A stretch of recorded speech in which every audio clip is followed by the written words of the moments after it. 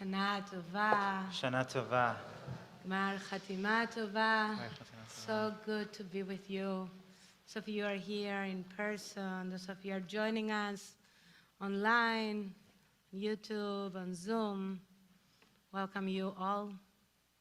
It's really great to be with you. As some of you might recall, in December 2019, we hosted an event here at TVZ in honor of Hanukkah and the installation of new solar panels on our rooftop. Our communal gathering featured a conversation between two TVZ members, Rabbi Kreiman, my spouse, and environmental lawyer and current board member Mark Barnett. In my recollection of the discussion, Evan took a rather pessimistic viewpoint, speaking about the need to embrace the emerging catastrophe of the climate crisis and prepare for mass upheaval and destruction. In his remarks, he emphasized the need to strengthen ourselves spiritually to cope with great instability and loss. Mark, on the other hand, spoke much more optimistically about various opportunities before us to reverse and ameliorate the damage and move in a more sustainable direction. He emphasized new developments in green tech, which were a reason to be hopeful for the future. At the time, I resonated much more with Mark's position, which of course I told Evan more than once. I felt that we had to continue to fight for widespread change and maintain a spirit of optimism. This past year, however, something changed in me. As I sat to write my sermons for these high holy days, I had a very hard time calling forth hope and trust. I just couldn't summon my usual can-do attitude, my usual everything is going to be all right. In living through the many catastrophes of this past year, through the many moments of desperation and fear, injustice and war, growing hatred and repeated tragedy, I felt maybe it is time to embrace the brokenness of the world and focus our energy in strengthening our inner spiritual muscles to live in a world that will forever be broken, a world that is impossible to fix. I know this is not what you want to hear from me today, but perhaps there's another way to frame this. How can we walk through a world that continues to disappoint us? A world that we thought could be better, but it isn't. A world that it is too far from what we imagine and hope. A world that keeps breaking our hearts. How can we balance spiritual longing with humble acceptance? It feels hard to name all the pain and sorrow we have endured this past year, but I know we must. And here are just a few. When Russia invaded Ukraine in early 2022, I watched with horror as hospitals, schools, and homes were reduced to rubble. I watched as millions of people, mostly women and children, fled the violence in frigid temperatures, often without food or water and without knowing where they would sleep at night. I thought to myself, how could this be happening? When the news broke about the shooting at Robb Elementary School in Uvalde, Texas, I couldn't stop thinking of the day of the Sandy Hook Elementary School shooting, 10 years before. I held my head and in tears prayed, asking, how was this even possible? When the Supreme Court overturned Roe versus Wade, I kept thinking, how is it possible to dismantle almost 50 years of rights and progress? As my dear friend Dr. Judith Rosenbaum wrote, we were born in 1973, the same year the Supreme Court decided Roe versus Wade. We are the first generation of American women for whom abortion has always been explicitly legal. The stories of back alley abortions, of women blindfolded and assaulted by purported doctors, of death by self-inducted abortions, of abortion speak-outs and arrests. These were history, our mothers' activism before our time. How come we are returning to such a dangerous time? Over the last several months, I have woken up so many mornings with an immediate and profound sense of sadness, especially for my children and so many other young people growing up in this time of layered tragedy.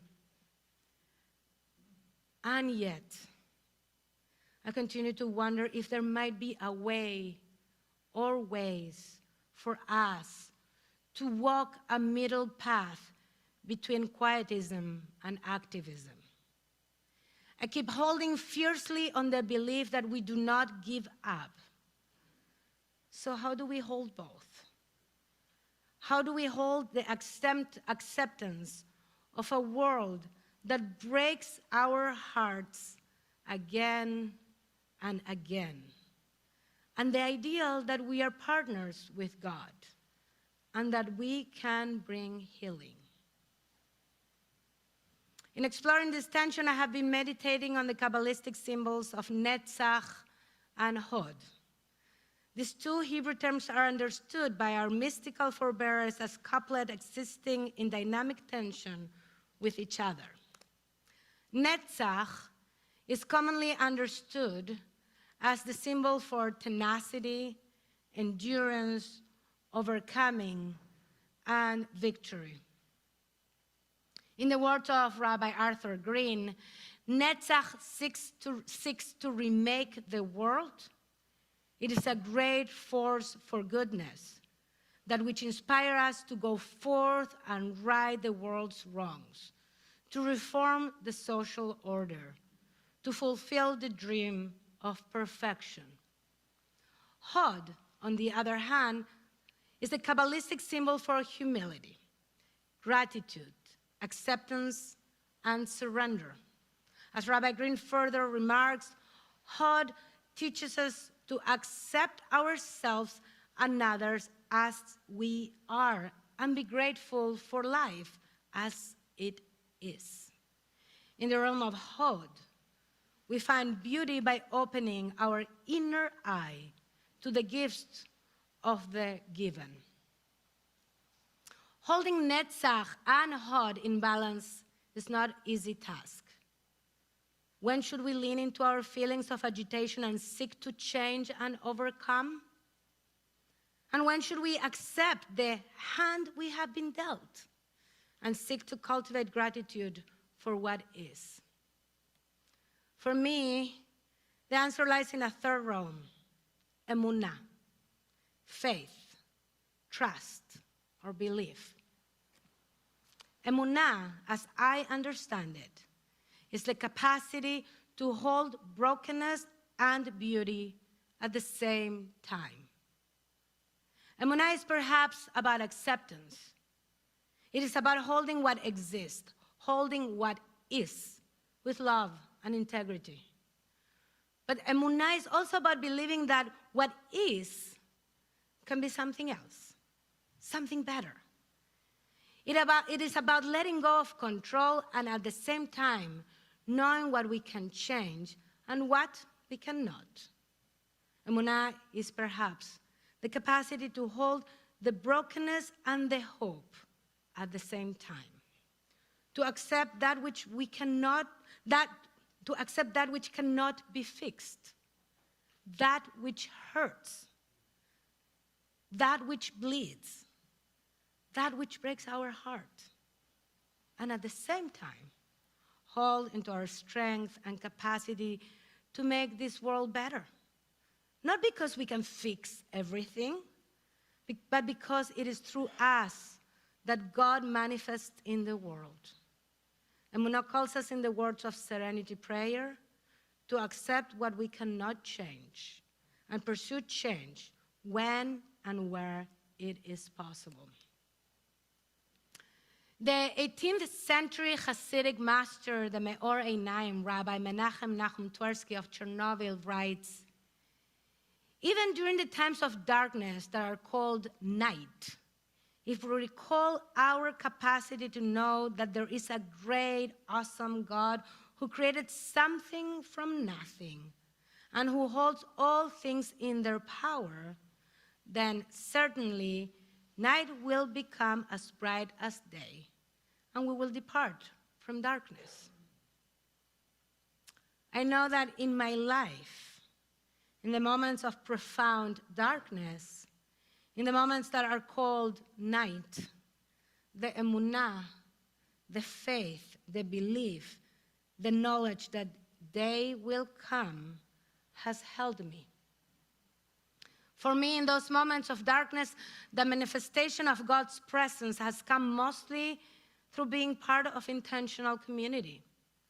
The strength, the love, the healing power of friends and community who have held me, who have literally fed me when in pain and grief, has felt as God's hand. In moments of darkness, I encounter God through love. Emunah, as I said on Rosh Hashanah, is a manifestation of love, ahavah. It is the capacity to love no matter what. It is to love the world, to love humanity, to love God, no matter how hard it is, no matter how disappointed or angry we are, no matter how heartbroken we are. It is to love even when it is hard. And the belief that love is possible is what helps us walk through a broken world with acceptance, but without giving up. To have emunah is to keep believing in the power of love and in the power of joy. And joy is perhaps our best way to tap into love and into emunah. In the words of Reverend Dr. Jackie Lewis, the first Black senior minister at the Progressive Multicultural Middle Church in Manhattan, in her stunning book, Fierce Love, to cultivate and claim joy is itself an act of resistance. It's worthwhile daily spiritual practice. Joy will keep your heart pumping with love, your mind cooking with ideas, and your body jazzed with resilience for this journey called life. As we continue living during these times when the world seems to crumble before us, when tragedy and destruction and suffering seems to be again and again our reality, as we embrace it with tears and heartbreak, we must build our spiritual muscle, our capacity to know that there is a great and awesome God through joy, through community, through love, through emunah. The communities, the realities we build together hold us and remind us that there is goodness and that there is beauty, that there is love and there is redemption in each and every one of us. And that, as with the embracing of the broken heart, we also embrace God's existence in all that is and the possibilities ahead. As we sing Ya'aleh Koleinu, let our voices rise. Let us open our eyes and our hearts to find light in the darkness. And may we rise each other up as we forge a new way forward together.